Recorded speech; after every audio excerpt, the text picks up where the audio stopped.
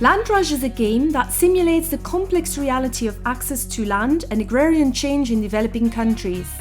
It simulates real-life dynamics and is based on the lives of farmers in the Great Lakes region of Africa. The game aims to get across 3 key messages. First, Land Rush aims to make players aware of the fact that different types of farmers face different types of risk. While playing the game, you will experience that richer farmers with larger farms can take more risks. They may aim for higher profits by investing in cash crops through monocropping systems and by concentrating their land holdings. When things go wrong, they have sufficient means to overcome temporary setbacks or shocks. You will also see that poorer farmers with limited land holdings will have to adopt risk-averse strategies in order to survive. They might be obliged to invest in subsistence crops and in intercropping, and they will try to acquire land in different zones to mitigate a negative event that could wipe them off the playing board. On a l'impression que pendant le jeu, on va pas savoir faire grand-chose finalement parce qu'on essaye de se diversifier. Et puis quoi qu'on fasse, il y a toujours quelque chose qui nous tombe dessus, le hasard souvent, et puis voilà, le climat, les coûts saisonniers. Et donc quoi qu'on fasse, on est bloqué. Alors moi je suis le riche, donc j'ai commencé avec beaucoup d'argent et ça se voit maintenant parce que j'ai beaucoup plus de terres que tout le monde et j'arrive à leur prendre pas mal à faire beaucoup d'argent à chaque tour aussi. Land Rush provides players with first-hand experience of the extreme constraints that poor farmers face. The game also makes players aware that smallholder farmers' strategies are not based on ignorance or a lack of knowledge. Smallholders are aimed to minimize risk rather than maximizing profits. However, top-down agrarian policies generally aim at maximizing production and profit. They tend to be tailor-made for large-scale farmers, while they weaken the position of smallholders. Policies and technological innovations should be much more tailor-made for small-scale farmers' risk-averse profile. This is a first key message that the game aims to get across. Second, you will discover that the rules of Land Rush are not strictly defined. Every game is different. Indeed, there are formal rules, the rules of the game developers, but as the game progresses, informal norms will emerge, depending on the game dynamics. Informal norms may even start to contradict some of the formal rules. This may happen unexpectedly, for example when players forget a particular rule, but breaching the official rules of the game may also be deliberate, when players manage to manipulate the rules in their own favor. Il y a des négociations qui se font. Il y a beaucoup de négociations qui se font entre les riches et les plus pauvres, en tout cas pour ces deux groupes-là. On se dit voilà, on achète des parcelles et on gagne un tracteur et je te donne la moitié des bénéfices et toi tu gagnes l'autre moitié des bénéfices du retour du tracteur. Le fait d'avoir un tracteur, ça nous donne de l'argent. Donc oui, il y a des négociations qui se font et on sort un peu des règles du jeu. Ouais. In fact, the game illustrates that the land arena is shaped by what we call in the literature a reality of legal pluralism. Formal laws are not the only set of rules of the game. The reality of rural settings is often more complicated. Customary norms, informal arrangements, and dynamics of reciprocity are important mechanisms through which actors claim access to natural resources. For poor farmers, this may be crucial in securing their access to land resources. However, richer players may also make use of the flexibility of this normative pluralism to bend the rules to their favor.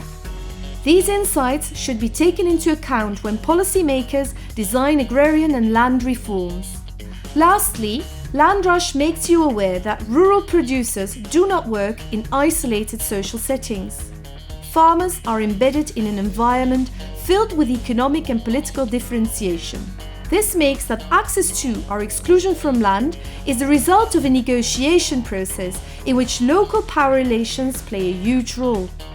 In Land Rush, it becomes clear that richer and more powerful actors have a comparative advantage in negotiating access to natural resources. However, the game also illustrates how the poorest actors may still find ways of making their voices heard and may take collective action to defend their interests. Et on remarque qu'il y a énormément d'accords tacites, des non-dits, des regards, des choses qui font qu'en fait, il il y a d'autres règles qui s'immiscent dans le jeu. Par exemple, le fait je te prête ou même je vole pour toi par exemple. Et donc on voit que la politique est vraiment à plusieurs niveaux. Il y a vraiment au niveau comment elle se passe entre les paysans et puis au niveau global, ils essayent d'insérer vraiment des lois alors que ils ne prennent pas toujours en compte la réalité du paysan. Again, these insights are crucial in the processes of agrarian reform. Policies are not implemented in a sterile, apolitical environment. Policymakers should take into account how political decisions at the top may be instrumentalized by influential actors all the way down to the level of the individual farmer. In addition to these three key messages, Landrush also introduces you to changing dynamics in the land arena. These are simulated through unexpected events which players confront during the game. The events represent current opportunities and challenges of farmers worldwide. How to deal with crop disease, with soil erosion, or with climate change? What if agricultural production enters into competition with alternative use of land, such as mineral resource exploitation? How to deal with the increasing commodification of land and with land grabbing by more powerful individuals?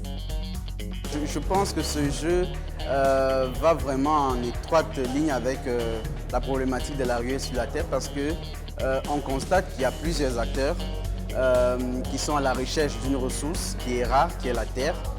Et donc ils mettent en place des stratégies, ces acteurs mettent en place des stratégies pour soit maintenir le contrôle sur la ressource, soit pour l'accaparer. Landrush illustrates that these dynamics affect farmers' livelihoods in profound ways and demonstrates that the impact is often different for different types of farmers. Of course, all of this does not mean that Landrush parallels or reproduces the complex realities of land use and agrarian change in the global south. Landrush is a simplified simulation designed to appeal to as many players as possible. During the debriefing, you may reflect on which dimensions of reality are present in the game, but also point to how the complexity of reality surpasses the laboratory environment of the game. This could even inspire you to design a Landrush 2.0, a more complex version of the current game. In any case, Landrush will provide you with a unique insight into the caveats that smallholder farmers in the South face on a day-to-day basis. It will challenge your views on important changes that currently take place all over the world, changes which affect the lives of millions.